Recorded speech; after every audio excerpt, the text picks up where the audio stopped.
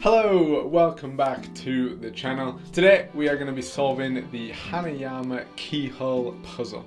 Now the Keyhole puzzle is a level 4 out of a possible 6 on the Hanayama difficulty scale. It is made up of 2 pieces, which I've said so many times before. When there's just 2 pieces, you feel like it should be so simple to separate and then put back together, but I've been proved wrong time and time again when I make that same assumption. As always, our aim is going to be to separate those 2 puzzle pieces.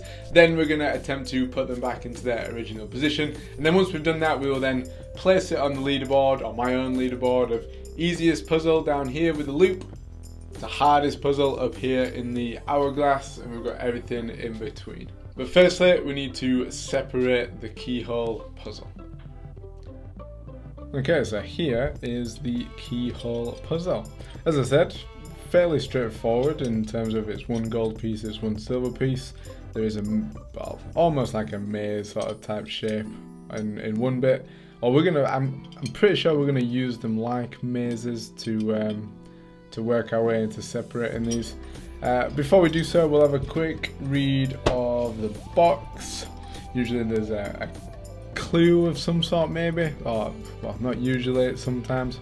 Anyway, here is a challenging maze, as I just said.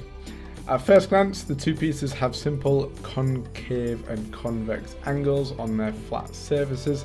However, when the 2 pieces intertwine, they take the shape of a 3D maze. You must twist and turn them around. If you rush without thinking, you will come to a dead end. Be careful, as you may end up going around in circles. Okay, so be warned for going around in circles, and there are dead ends that we can hit. So first thing, we need to make sure that it's quite easy to get back, or it's easy to know where the return position is, because they are sort of intertwined or at the sort of opposite end to which they are going to separate. Interesting, I didn't spot that before. That bit in here, which means obviously this is the piece that separates from here, or we separate down here, which also means that we might necessarily have to come up and down on this piece a few times. So yeah, we need to be wary of that. So firstly, we'll just wiggle it around and see what happens. Don't think force is going to help us to do that. But we can do it when we go in sideways. That's interesting. So obviously the width of that bit is a bit thinner than the whichever side it was that we came around the corner in. To here. Okay, making progress. And there probably is like a logical way of thinking, alright, if we're looking at this piece, how can I best turn around that corner? How can I best turn around that corner? I don't know the puzzle well enough just yet to be able to do that. And the movements are pretty much random at the minute. I mean, we can come all the way down to here on the silver side. And I'm not doing a very good job of keeping track of where everything is happening. That's actually really close to separating there. So if that gap in there isn't big enough for that to slide over, is there a gap at which is big enough? And it doesn't, yeah, it doesn't, unless we get it sideways on, but I don't think we've got the room to do that. We don't have the room to go around that. I don't think we're going to separate by coming over this side. It's probably going to be a case of we have to, yeah, maybe go all the way around to this side and come over this way. But then, if we're coming around the other side, we need to find a gap that's big enough to get over that bit there. And on this piece, this gap is big enough, but this bit here is just too thick. So I think there is a side on this side that is actually big enough for that to go over.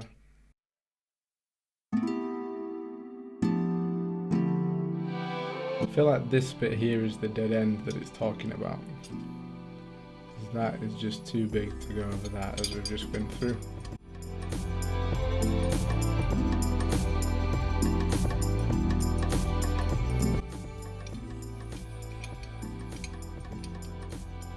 Ah, there we go. Wow. That was actually pretty easy and pretty quick. Some of it was deducing it in terms of, right, well that's not going to fit over that bit, so we must have to go over the other side to separate that. But yeah, that was pretty quick, and well, to be honest, possibly not worthy of a level 4 in terms of its difficulty, but we've only done half of it so far. We've taken it apart, now to put it back together. Okay, so putting it back together shouldn't be too difficult, I don't think. Or maybe I've spoken too soon already.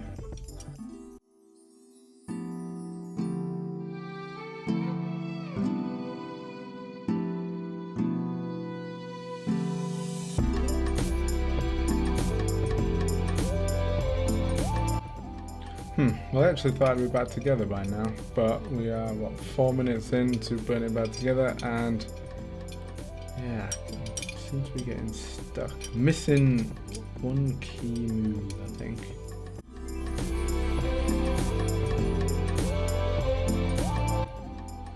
Ah, here we are. And there we go.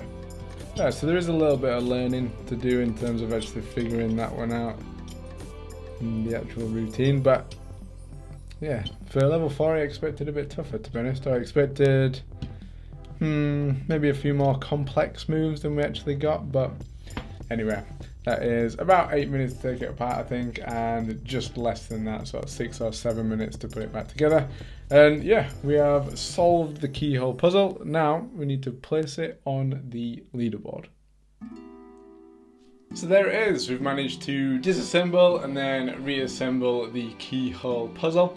Much quicker than I first anticipated going into this one.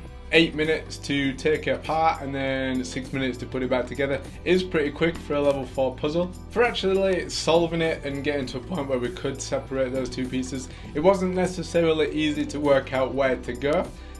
I found it easier approaching it from a way of, or not approaching it, but sort of looking at it and thinking, right, it's not going to work that way, it's not going to work that way, and then going in a different direction. And from that sort of not here, not here, not here, we eventually found this way that actually worked, if that makes sense. Now the only thing left to do is to place it on the leaderboard based on how difficult it was. I'm not sure where to start with this one. It's definitely one of the easier ones. Even being a level 4, we're still probably looking bottom 2, maybe bottom 3 shelves, but we'll see how we get on with that. So if we start off on the 3rd shelf, comparing it to what I think is the lowest ranked level 4 so far in the coil puzzle, I think we're easier than the coil. I think the keyhole is simpler. So if we look then below at the S&S puzzle, are we easier or harder than the S&S? I think we're easier again. I think it was harder to find the moves on the S&S than it was to find that solution. Next we've got the Dolce puzzle. Are we easier or harder than the Dolce puzzle? I think we're easier again. So next is the G&G. Relatively recently solved the G&G, and to be honest, struggled to find that one, so I think the keyhole's still easier than the G&G. Next is the Amore puzzle. Now here I'm not too sure about. Are we easier or harder than the Amore puzzle? If we jump one below that, I don't think we're harder than the Ring 2. I don't think we're easier, than the Ring 2. So we are going to be either above or below the Amore puzzle. I actually think we're going to sit below the Amore puzzle and then consequently above the Ring 2 puzzle. So that's where we're going to go.